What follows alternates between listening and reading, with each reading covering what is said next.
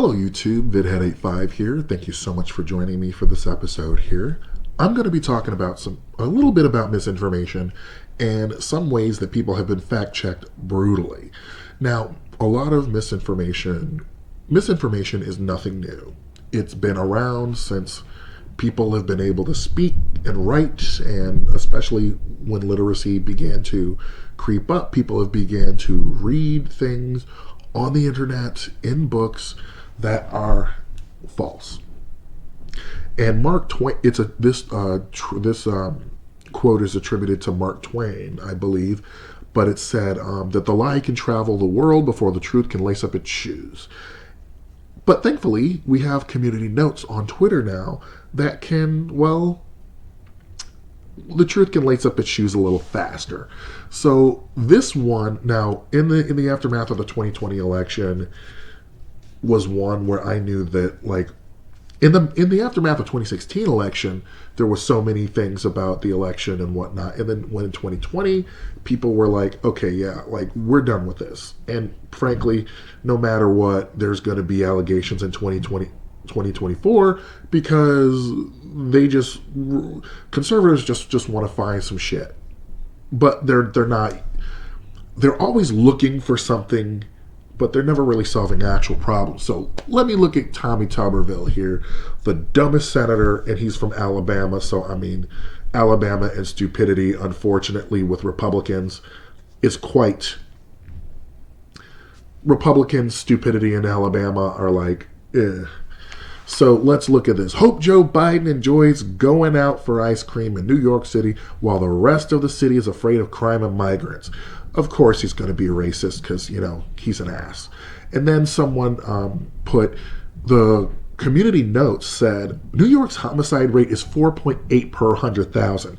Alabama, the state that Tuberville represents, has a homicide rate of 15.9, third highest in the nation. Florida, the state where Tuberville actually resides, shots fired, oh God, no pun intended on that one, also has a significantly higher homicide rate, 7.4, than New York. So I ran across a couple of things where community notes just bodied people. And the first one we're going to kick off is with Ron DeSantis. And this is what it says. Success is not final. Failure is not fatal. It is the courage to continue that counts. He attributes it to Winston Churchill, but this is actually an ad from Budweiser in 1938. Now, we also know that there is a lot of misinformation about COVID, and especially the vaccines, from a lot of anti-vaxxers who just want their information to be correct. There is a lot of misinformation about COVID and the vaccine, and this is one that just like, this is disgusting. HealthBot says COVID vaccine cause a new form of AIDS. No, they do not. No vaccines causes any kind of AIDS. And then, of course, Candace Owens, with her trash ass, cites retweets, thanks COVID vaccine, and it says, new cancer diagnosis expected to hit a record high in the U.S. this year, driven in large part from an alarming increase in cancers among young Americans, and that's from Axios. However, the thing is, the report being referenced includes data from 2015 to 2019, before the COVID vaccine existed, or even COVID.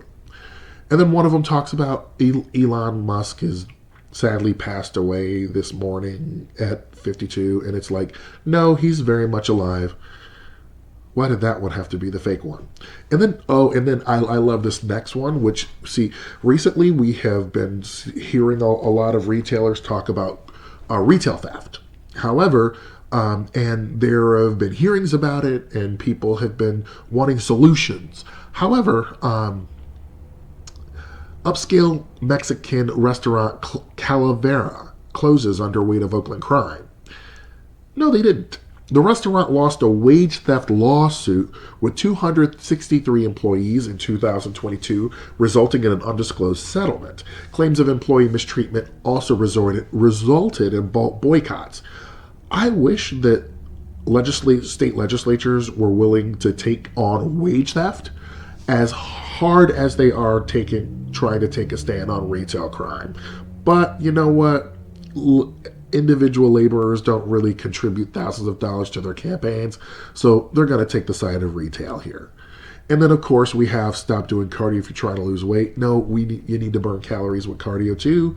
That helps for heart health and endurance. And then we have one where somebody talks about bicycle safety and that it's okay to go through the red light. No, it isn't. The red light means fucking stop. And even when you're on a bicycle, you still need to obey all traffic lights and traffic signs, including going with the flow of traffic. This one talks about Grapple, the only nuclear artillery shell ever fired by the U.S., and then someone says that they know it's fake. However, the community notes comes to the rescue with saying the test and the cameras documenting it are in fact real. They were placed in lead-lined boxes on sleds, where they captured images of the blast on mirrors that were directly exposed to the light and blast. And this is the last one where conspiracy theorists are always going to find something. They're always going to find something to scrutinize. And this is what this person says. Hey, JJ Watt, what's up with the all-seeing eye on your hat? I've always liked you, but this is concerning. Readers added context. He's wearing a Burnley FC hat, an English Premier team that he's invested in. I love it when community notes comes to the rescue like that. But I've even had some community notes on my replies at some points because I replied with the correct information, but it said community notes has a note on something that you talked about. And I kind of like that. Like, it was probably like maybe a day or two after, or like some hours after. But either way, I feel like community notes have been a lifesaver because people have to know. And it's just really cool that we can actually get this, that we can get it sort of in real time. So thank you so much for watching. Thank you for spending your time with me. I really appreciate you. And I'll see you next episode.